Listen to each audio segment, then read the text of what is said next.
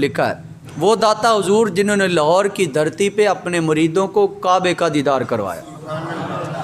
انہوں نے لکھا ہے اپنی کتاب کے اندر کہ عبداللہ بن عمر رضی اللہ تعالی عنہما نے حضرت نافع کو بھیجا کہ بازار سے مچھلی خرید کے لاؤ، آج میرا دل کر رہا ہے مچھلی کھانے کو۔ وہ بازار میں گئے، اتفاق سے آگے مچھلی ختم ہو چکی تھی تو واپس آ گئے،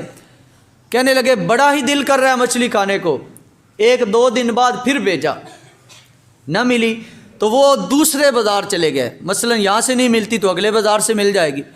اگلے بازار میں گئے تو مچھلی مل گئی، لائے، انہوں نے صاف کیا، اچھے طریقے کو مچھلی کو پکایا اور پکا کر دسترخوان گھر میں لگایا، اور دسترخوان لگا ہے، مچھلی بنی ہوئی ہے، سامنے رکھی گئی،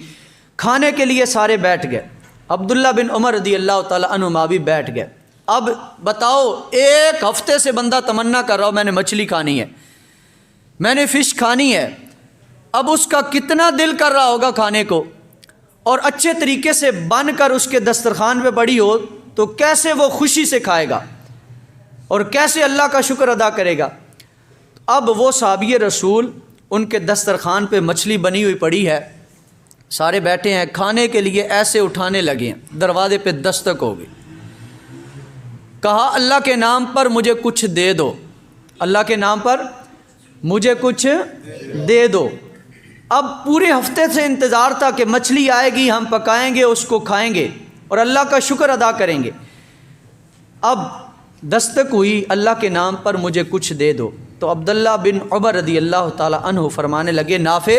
یہ جتنی مچھلی پکائی ہے نا ساری اٹھا کے فقیر کو دے دو۔ لگتا نہیں سمجھ آئی ہے؟ اور سردی دا موسم ہے، مچھلی دی تے گل سمجھ آنی چاہیے نا۔ ساری مچھلی دسترخوان سے اٹھائی اور فقیر کو دے دی۔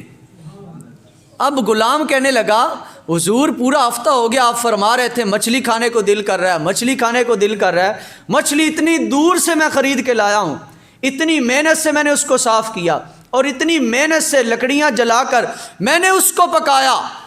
اور آج دستک ہوئی ہے، فقیر نے مانگا ہے، ساری اٹھا کے دے دی ہے، تھوڑی سی تو اپنے لیے رکھ لیتے۔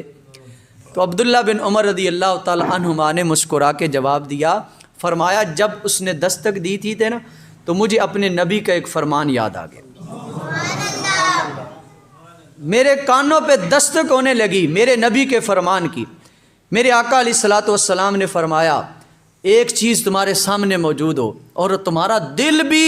کر رہا ہو کھانے کو، اور کوئی بندہ اوپر سے آ جائے تو جو بندہ اپنے اوپر اس کو ترجیح دیتا ہے اور وہ چیز اٹھا کے اس کو دے دیتا ہے تو اللہ اس کے پچھلے سارے گناہوں کو معاف فرما دے۔ تو فرمایا میں نے اپنی خواہش پر اس منگتے کی خواہش کو ترجیح دی ہے، میں نے اپنے دل کی بات کو اس کی بات پر ترجیح دی ہے، اور سرکار کے فرمان پہ عمل کرتے ہوئے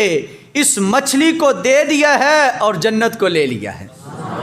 تو یہ ہے ہم ایک دوسرے کے ساتھ تعاون کریں، ایک دوسرے کا ہاتھ بٹائیں اور غریبوں کے ساتھ تعاون کریں، محبت بھرے لہجے میں ان سے پیش آئیں تو یقیناً اللہ تبارک و تعالی گناہوں کو معاف فرمائے گا اور جہنم سے بچائے گا اور جنت کا مہمان بنائے گا۔ سویٹر کے ذریعے، جرسی کے ذریعے، جراب کے ذریعے، چادر کے ذریعے اپنے غریب ہمسایوں کے ساتھ تعاون کیا جا سکتا ہے۔ اللہ مجھے اور آپ کو غریب ہمسایوں کے ساتھ تعاون کرنے کی توفیق عطا فرمائے۔